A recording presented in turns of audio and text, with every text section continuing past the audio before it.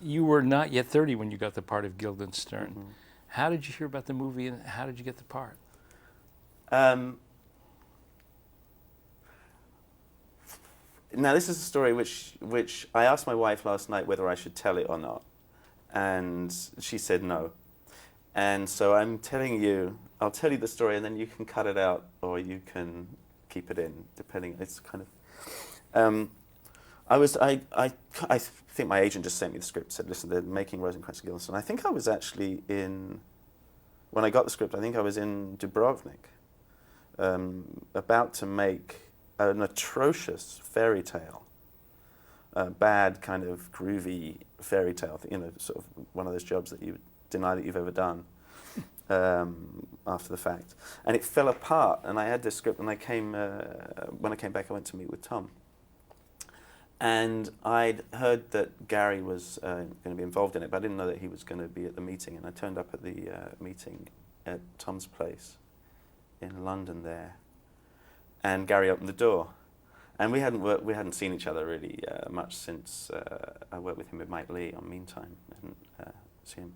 And so he was there, and we cackled away and laughed. And I refused to read because I'm really atrocious at auditioning for anything, reading. I'm appalling at it. So I figure my best bet is to just refuse to read across the board, and I'll lose a certain amount of jobs, but probably not as many as I lose by reading.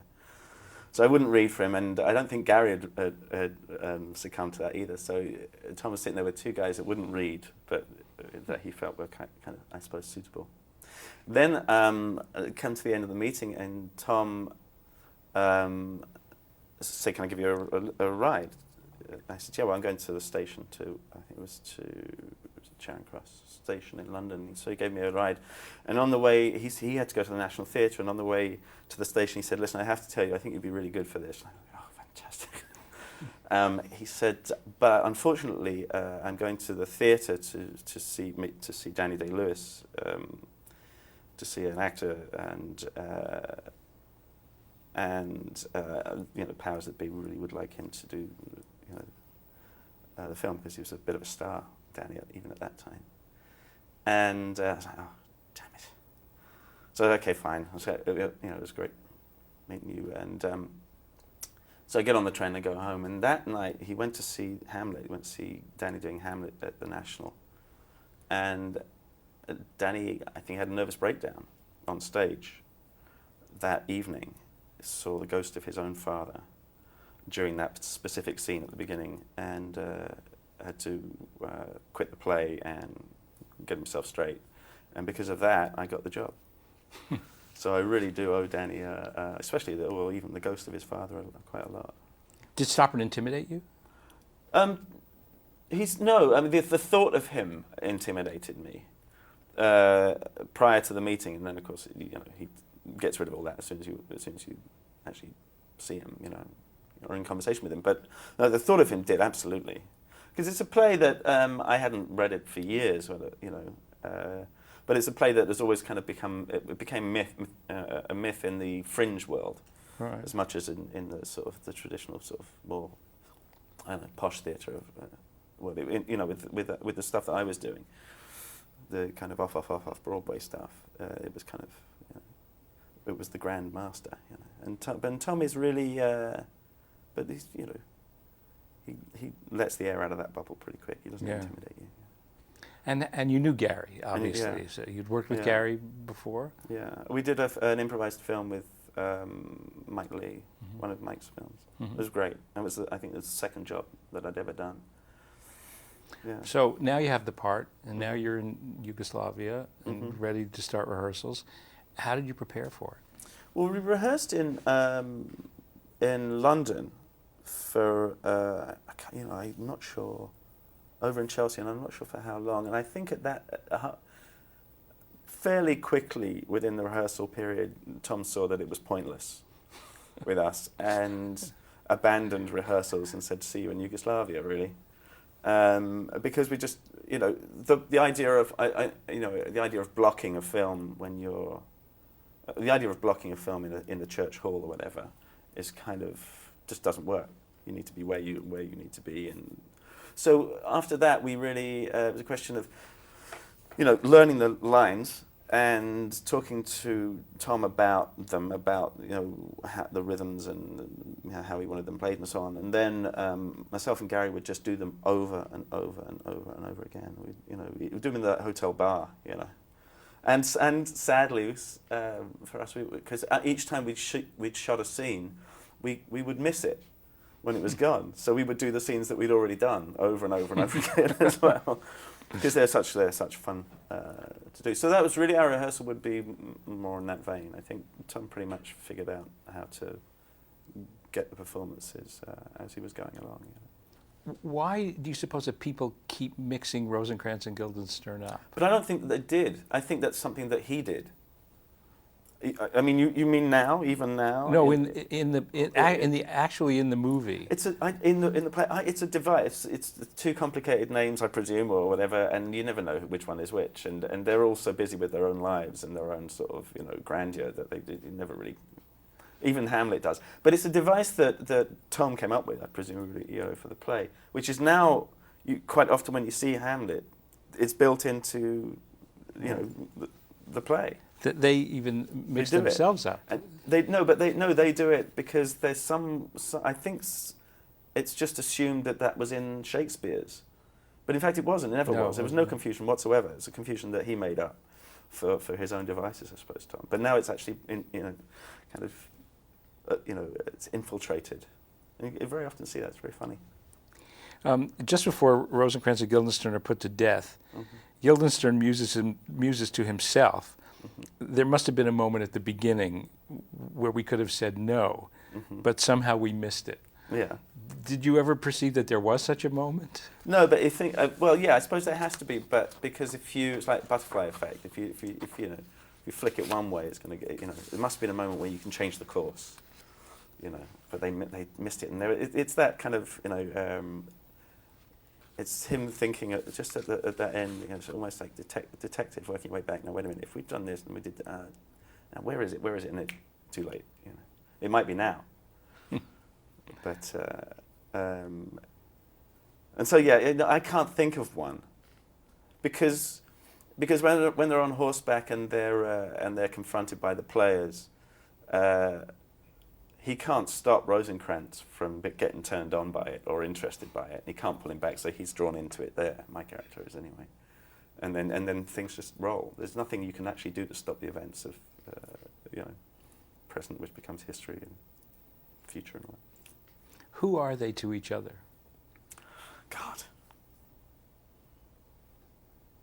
I don't know. I suppose it would be corny to say they're two different sides of the same coin. Maybe that would be heads and tails. Yeah, heads and tails. Yeah. I don't know. I was watching it. I just thought they're so very, very sweet, those characters, and I'd forgotten that. They're very, very nice, very sweet, and it does have that slight kind of Laurel and Hardy feel to it. Although I think we were more obsessed with Tony Hancock, the English comedian at the time. Yeah. Is death really death in the world of Rosencrantz and Guildenstern, or are they doomed to relive their experience every time Hamlet is performed? I think they have to do it every time. I don't think that. Yeah, and each time they have to try and work it out, and maybe they'll get to the point where they don't hang. So yeah, it goes on and on wherever it's performed, whenever. It was always in my mind. So I liked that. Do you ever think of yourself as actually dead, lying in a box with a lid on? No. Funnily enough, but he would. You recently saw the film again. How did you feel about it after all this time? I thought we were really good. On a purely selfish level, I thought we were really good. I'd tell you the best performance of it that I saw, of that film, was dubbed in French. We were really good then. We were superb. I thought we were much better in French than we were in English. But no, what did I think of it? I think it's really beautiful. I think it's very, very funny. And I thought we were all pretty much on form, But, certain speeches you'd love to have another crack at. Like which? All of them, really. But no, I think we did a pretty good job on it, really. It was Stoppard's first, and as it's turned out, only a directorial effort. What was it like acting for him? Oh, that's easy. No, he knows absolutely how to communicate with actors, and that's his kind of stock in trade, isn't it? And he got himself a really good crew around him. Mick Roberts and those guys, top class. Sadly gone. Yeah. Guy. But no, he had the top boys around him, and they loved him, and they looked after him. So on the technical aspect, technical side of stuff, he could organise that, and he was just great with us. What kind of questions did you bring to him? God, my goodness. I suppose it was. I'm trying to think now. It would definitely have been. Stuff regarding the text and how we wanted stuff played out and why we were doing specific things, but also, there's cinematic references in there, which are kind of interesting. There's a vague Western vibe about it, which is something he was playing with, I suppose. And I'm always interested in that and the camera, and it was interesting to see that he was already starting to think in terms of let's try and get this in one. Let's see if we can get a nice image here and do that, So I guess I would ask him about that. But mainly, what do? You ask him about the text and stuff, and then you say, what time do we wrap?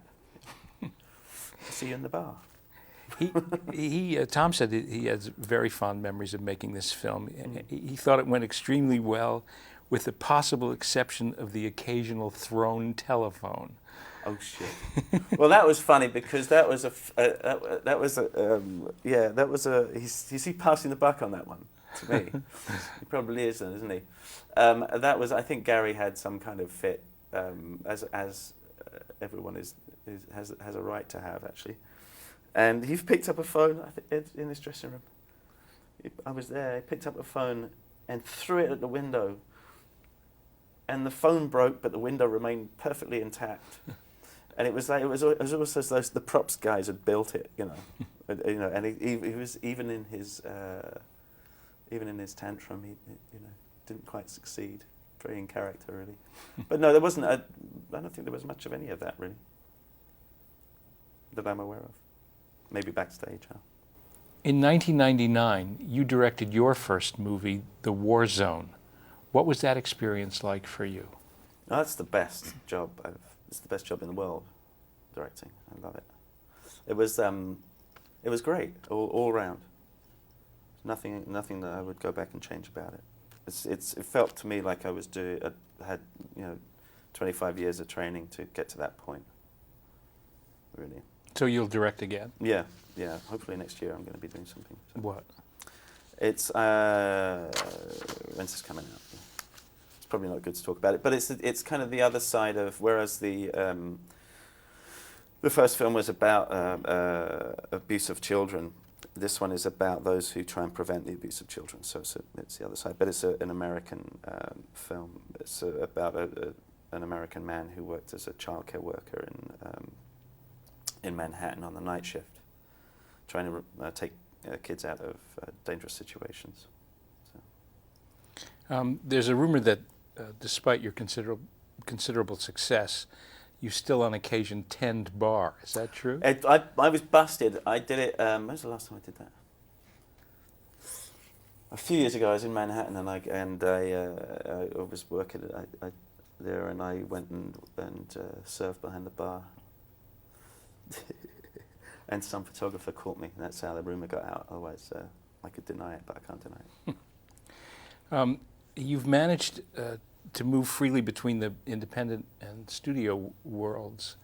What's the difference? Money. It's the only difference. For the directors, the pressure may be greater because there's more people breathing down their neck, and the check has been a bigger one. As far as, I've only done it a few times, but the directors of studio films tend to, I find them to be the same. I find them, everything's under a microscope when you're working for the studio, whereas if you work in the independents, it's not. I mean, you know what you've got less money to keep track of. And as a consequence, you can keep track of it. You can balls it up, but the stakes aren't quite so high on a financial level. On an artistic level, they're the same. They're the same. Because what you want to come out of it is something wonderful, and so that's always going to be the case. And my experiences at the studios where I worked with Tim Burton, and he felt to me like an independent film director anyway. Walter Sallis is an independent film director. I just been doing a film with him, which is his first studio film. I don't think, is there any others? There's a couple more or something, but they're very. For me, it's not. For me, it's the same job. For me, except I get more money, which is great. What criteria do you use when you choose a role? Well, it's two lots. There's is the script good first? Is my character of interest within that story? Doesn't matter how much screen time you have. If I went to see this film, would I be interested in that person? Would he engage me? Then the next one down is who's directing it. If they're a known quantity, you can look at their work, or you're excited about working with them. Or if they're an unknown quantity, you meet with them and you talk to them and you find out if they're exciting people. And then that's it. And then the other side of it is if you're broke and you need money, then you just go for the biggest check and you do your whoring. So there's the two things. Hopefully you don't have to do too much of the whoring. It's been said that Vincent van Gogh in Robert Altman's Vincent and Theo is your favorite role. Is that so? It's definitely one of them because we had such fun making that, and I do think it's a good film. In fact, I liked the film very much, but I think that there was a 4 hour TV version, which was what we made it for, that I think then Central TV had. And I've never been able to get a copy of that, and I'd love to. I felt that was very good, because it had more time to breathe. But the film I love, but yeah, the experience of making that film was quite something. What was it like working with Altman? It's just free. It's very liberating. He... You can improvise, you can invent stuff prior to actually shooting. I mean, at times we would get to the point with Bob where he would say, let me know what you want to do tomorrow. So we could go back with the actors and we'd work on the script and fire ideas at Bob, and he'd fire them back at us, and and we'd rewrite the lines and say, okay, today's going to be such and such actor. His mother has a great recipe for this particular salad, so we're going to be making this salad during the scene, and the scene will be about cooking, but not really. It will be about the other kind of emotions that are going on, and and Bob would give us that kind of freedom, incredible amount of freedom, and which means that you have an incredible amount of freedom to screw up, and he has to put a lid on it constantly, and pull in the reins, but it's an extraordinary experience working with him, really wonderful. Julian Mitchell, the screenwriter, didn't take too kindly to the. I'm sure. I mean, it takes a very a man that would, you'd have to have a very generous spirit to go through that. Considering, that you'd written something and it was becoming something else. But I'm not sure if that's always the way Bob works. I'm not sure. It may be. Perhaps the best known of your films is Reservoir Dogs. Mm-hmm. What was it like working with Tarantino? Quentin's. If anyone's ever seen an interview, and there's plenty of them to see, Quentin is pretty much like that. I mean, it's usually high energy, and you hit the ground running every morning, and you don't stop running until they call wrap. It's very, very high energy, fast paced, and fun. I mean, crazy set that he runs, and mostly what you'll hear is the sound of Quentin laughing. He's having such a good time. Now, I heard that you actually read for that part. Oh yeah, Yeah, yeah, it's true. It's the only one. It's the only one. I refused to read, and I went to meet them at the studio, and Harvey was there, and then I think they got me back, and I don't know, was it the second meeting, or maybe it was the same one, and we went to the deli down the road from the studio, and was it Factor's Deli? I can't remember. And we had a couple of beers, and then we decided to move on, and Harvey had left, Keitel had left us to it, really. And then we decided to go and have a few more beers down by my flat where I was living on Sunset at the time. This little hole-in-the-wall bar, and then we had quite a few more beers, in fact. And then we didn't have a script with us, so he started to. I said, "Oh, I'll read for you." So we wrote out he's writing out the scenes from memory on napkins. I said, "This is no good." So we went to the 7-Eleven and got more beers, and then we went back to my flat, and I read every character in the script, and twice probably, and made him promise before he left to go to Sundance, that because I was going to be at the summer workshop there, that he'd decide yes or no, so I'd know ahead of time that I was either going to do it, or if it was a no, then I wouldn't go, and it was a yes, so I saw him up there. So that's how we did. So that was actually yes, proper audition, in a sense, and a proper audition, yeah. Of the more than 50 films that you've made, do you have a favorite? So I have two, The War Zone and a film called Made in Britain, which was the first thing that I did on film, with Chris Menges on camera and Alan Clark, who's sadly gone, directing it. And that really kind of set it. It was. I remember it set into motion a kind of series of events that lead to me being here. One, I got the job. I got the job because I got a flat tire on my bike, and I called in looking for a pump at a theatre. They didn't have a pump, but they said there's these auditions going for this Skinner thing. Would you like to go up for it next week or whatever? I said yep. So I went along and I got that. Then when I was on the set, he said, what do you want to do? I said, I want to be a film actor. That's what I want to do. And he said, who do you like? I said, I've heard of this bloke, Mike Lee. And he said, oh, he's auditioning at the moment. You can go and have a meeting with him if you like. I said, yeah, sure. So he picked up the phone on the set, called him up and arranged a meeting. Did that, and got that job. And then, because I'd had my head shaved in the first one, Joe Strummer was going to be in a film called The Hit, and he couldn't do it, he was having trouble with his band at the time, Clash, and said, why don't you get that Skinnered in? And that's how I got The Hit. And after that, things just rolled along nicely.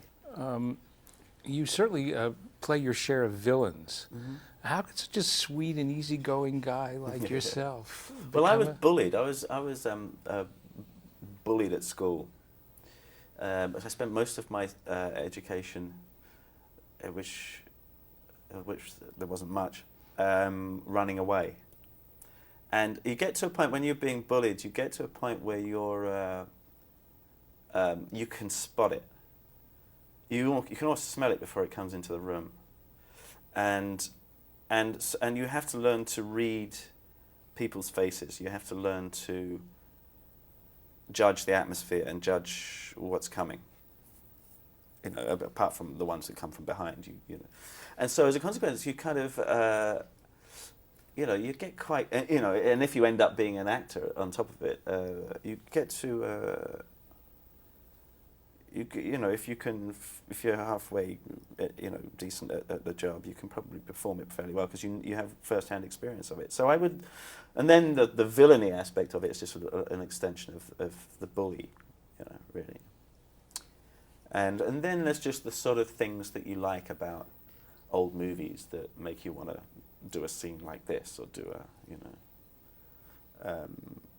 play a character in this way or something.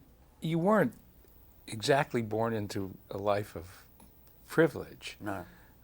How did you have the wherewithal to become an artist? I think, like I said, I think my parents just assumed that we would as kids.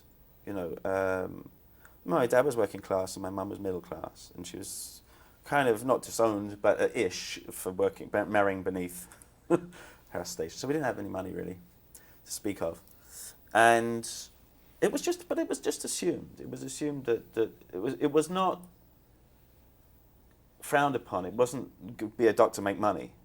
It was be whatever you be a doctor, have fun, if you want to, or or be a painter, or be a dancer, or be whatever you want to be, as long as you're going to have a good life, because that's the most important thing, because it's quick. And it was I was just encouraged to follow whatever dreams I had. And once I decided to be an actor, I was like a pit bull. I never felt in any way that I never worried about failure or not getting a role or anything like that. I said, oh, screw them. If they don't give me the role, they're making the biggest mistake of their lives. I'm moving on. It's very dramatic stuff. And we would go but there was a group of us who would go and bash down doors of casting directors in the royal court and stuff, and try and get a job. We were horrendous, but in a way it worked. Get phone numbers of directors and harass them until they gave you a union ticket, and all of that. And it was a great time. To be honest with you, it was a great time. We were flat broke, but it was terrific. Was there a turning point in your career, a moment in which you knew that from that point on everything was going to be okay? Never has happened. Even now? Never. You never can afford to relax and think that you're safe. I look at other people, when I look at the cast of Friends, for example, I think, oh, God. Just the notion of having that vast amount of cash, and then you could just do any film that you wanted to. I mean, not that you get the job, but if somebody said, we've got this little film, it's a fantastic script, but there's no money involved, and you go, oh shit, I can't right now because I've got to make the payments. That does never happen to them. It will never happen to them again, ever. And there's there's an incredible luxury, an incredible privilege in that. So I look at it from outside in that way, but it's certainly not the case with me. And a lot of that's down to the choices that I've made. In fact, it's all down to the choices that I've made. And so you can never really relax. And I don't think I'll ever really do that. And there's no real retirement for actors. You kind of just carry on until you pop your clogs, really. There's no retirement scheme. Pension plan. How has the business of being an actor changed since you started? Well, there was a time when we were doing when we went to Sundance with Reservoir Dogs. We went to the festival there. I think really Sex, Lies and Videotape was the one that really broke it. But the follow up would have been Reservoir Dogs. But what happened was there were stacks of interesting films being made, coming out of the woodwork. Young independent filmmakers got to actually play their trade and have a go, and some of them succeeded and some of them didn't. But it was an extraordinary time, and I think that I was just lucky to get in on that, and so for about, I'd say maybe 5 years, 6 years, that seemed that's what I was doing. I was off, all over the place doing strange films, and sometimes I was doing 5 films a year. It was terrific, it was really good fun. And that's changed now, because the independents, as soon as the studios cottoned on to the fact that the independents were making money, they just absorbed it all. But it seems, as we were saying earlier, it seems that it might come around again. It might be time, especially with the new technology that's available now, it might just come around again. I hope it does. And I'll be there. What advice would you give to a young actor starting out? If it was any of my children, don't do it, would be my advice. Just for my peace of mind.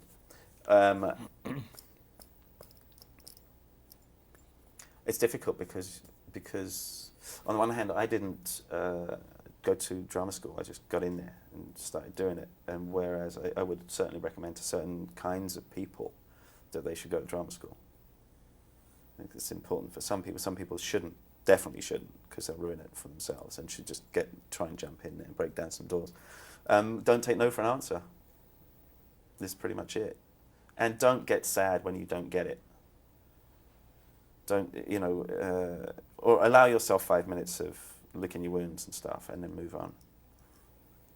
And try not to get into too much debt. Really. Do you still have ambition? Is there Yeah. a goal? Oh yeah. God, there's tons of directors that I want to work with. I want to direct a lot more, but it's too expensive. But I'll do it just gently. I'll make a few films before I snuff it. But no, there's a lot of stuff that I like to do. There's stuff that I'm really scared of doing that I think I should do. I should do some Shakespeare, but it terrifies me. I want to. Harold Pinter adapted King Lear for me into a film, and I want to try and make that at some point. But you know, it's damned hard finding money for Shakespeare if you're not Kenneth Branagh. You know. But no, there's tons of stuff. Tons of stuff. Will you work on the stage? Do you have an interest in I'm that? really scared of it. I used to, and I was pretty good, but I have terrible stage fright. But I think I should. I think my kids should see me do it at least once, and certainly my wife should see me do it. So at some point, it's been about 15 years now since I went back there. I never really wanted to be a stage actor. I just wanted to be a film actor. But I think I should. It's tempting. Any final thoughts about Rosencrantz and Guildenstern Are Dead? I think we You should. spoke I the think we should do it again. do it on the stage. Just do it again. Well, they were making a film of Hamlet in London at the time with Mel Gibson. Do you remember that one? Yes, I do. And me and Gary wanted to do Rosencrantz and Guildenstern in there, but they didn't see the joy of that notion. Same costumes too would have been fantastic. But and then we thought about doing Waiting for Godot, me and Gary, way back when. It seems to have for some reason, seems to have a similarity. But maybe I'll go back on stage with Tom. Huh? That would be great. He's never given me a job apart from this one. But I was thinking about it yesterday. I was thinking, God, just redo it. You could redo it. Just go and reshoot it. Couldn't do it in Yugoslavia, could you? Actually, you probably could now. But no, I think that's it really. On Rosencrantz, except it's about bloody time this came out on DVD. I've been constantly pestered by people. It was on Laserdisc, I believe, when that was the rage. I'm not sure, but I think it was. But I'm constantly people asking me, "Have you got a copy of it? Have you got a copy of it?" Well, I will have. Thank you.